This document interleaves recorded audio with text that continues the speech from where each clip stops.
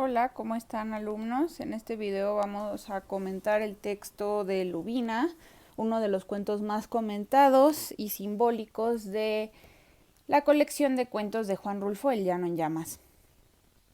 Bien, entonces primero vamos a hacer una recapitulación de la historia de los espacios y del tiempo. Básicamente en esta historia tenemos dos narradores. Por un lado hay un narrador heterodiegético, una voz neutral que nos está describiendo en momentos las acciones de este personaje, y la voz predominante es la de un narrador protagonista que en primera persona está describiendo el espacio de Lubina y su recuerdo de este lugar. ¿A quién se lo está describiendo? A un narratario que nunca habla y que nunca interviene, un narratario que es invisible. Y este narrador, este personaje que está en una especie de cantina, en un espacio lejano de Lubina, no tiene nombre ni tiene rostro. Solo lo conocemos a partir de su relato. Entonces aquí ya se empieza a configurar uno de los temas o uno de los temas o de las atmósferas más importantes en Lubina, que es lo fantasmagórico, estos personajes sin rostros, esta impersonalidad.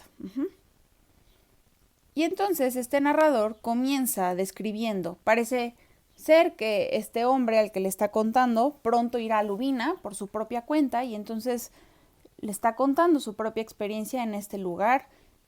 Y básicamente hay dos rasgos que destacan en esta descripción de Lubina, que es un lugar desolado, la desolación, la soledad y la muerte, ¿no? Estos tres elementos son los que describen Lubina. De hecho, Lubina, en un comentario que hizo Rulfo respecto a su cuento, comenta que se basa en un pueblo real que está en Oaxaca al parecer, aunque obviamente él lo modificó, pero de ahí toma la inspiración, y que supuestamente el nombre Lubina quiere decir la raíz misma de la miseria.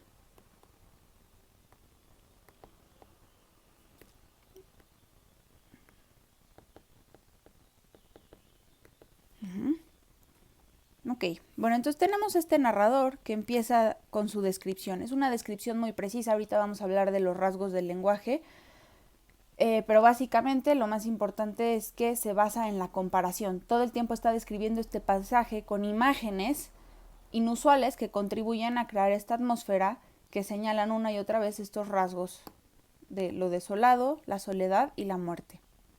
Y me gustó mucho esta frase que hace para describir cómo se ve desde abajo este Lubina. Dice, usted verá eso, aquellos cerros apagados como si estuvieran muertos. Ya Lubina y a Lubina en el más alto, coronándolo con su blanco caserío como si fuera una corona de muerto. Entonces sabemos que Lubina está en este cerro seco, ¿no? En este ambiente reseco, en un cerro, y está hasta arriba con sus casas blancas que él describe como una corona de muerto, una corona que está coronando ese cerro seco. Bueno, y entonces él, después de haber hecho una larga descripción que nos pone en esta atmósfera, porque Lubina se convierte un poco en el protagonista de esta historia, o sea, el pueblo en sí, protagonista, empieza ya a contar su propia experiencia. Entonces básicamente cuenta cómo llegan en una carreta él, su esposa y sus hijos, tenía más hijos, ¿no? Y entonces cuenta cómo el señor que los lleva en la carreta, pues posiblemente con más burros, habla de las bestias, rápidamente quiere irse y entonces los deja abandonados en este pueblo.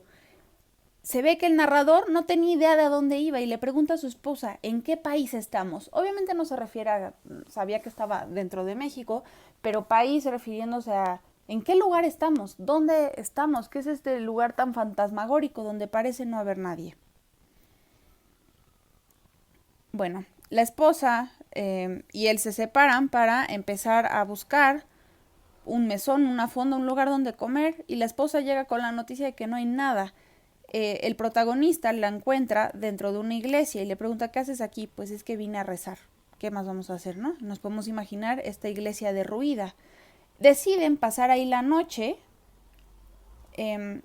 y los despierta un ruido que primero piensan que es el silencio, pero luego lo describen como murciélagos y se dan cuenta que son estas mujeres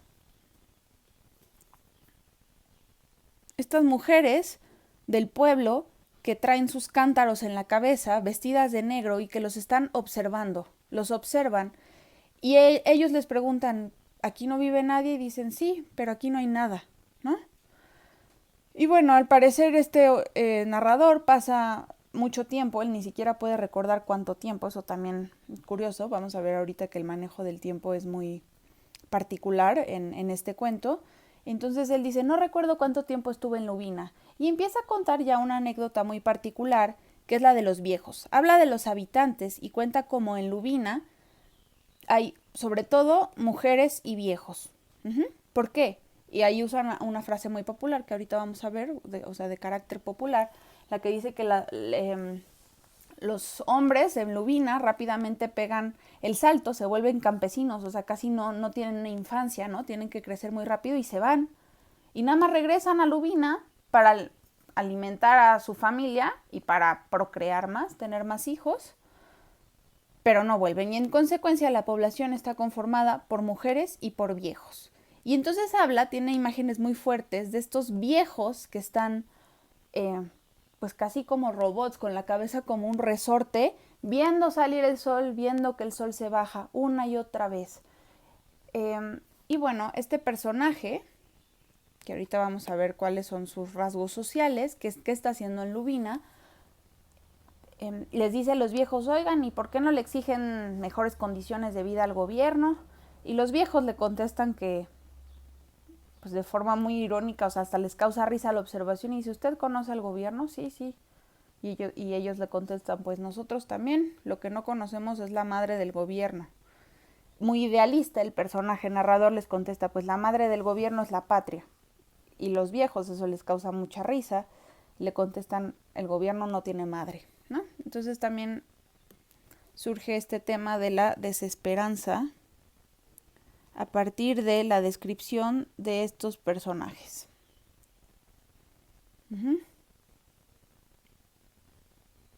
Bueno, ahora hablamos un poquito más de este narrador casi anónimo, esta persona, ¿no? Que si bien sí tiene una historia y algo que contar, no podemos realmente hablar mucho de él como personaje. En su historia deja entrever algunas cosas que hacen pensar, bueno, y luego eso Rulfo lo confirma, que él es un maestro rural.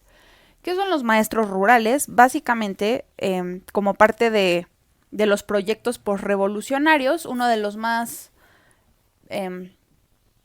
promovidos, ¿no? que más propulsión tuvo fue la instauración de maestros rurales en estas comunidades alejadas para promover la educación de todo el pueblo mexicano. Bueno, y suena muy idealista, ¿no? Pero justo me parece que Rulfo en este cuento rompe con la idealización de ese proyecto. Este maestro rural lo mandan, le dicen, pues ahora te toca irte a Lubina. Así, sin nada, sin decirle nada. Y él se imagina este paraíso por el nombre Lubina, le suena bonito y se da cuenta que es todo lo contrario. Y al final su voz es la que prevalece y toda la carga de este mundo terrible acaba en esta figura solitaria del maestro rural, que mandan sin herramienta alguna a estos lugares desolados, a donde al parecer lo que menos importaría es una educación. Un lugar donde no hay nada, bueno, ¿cómo vas a agregar educación además?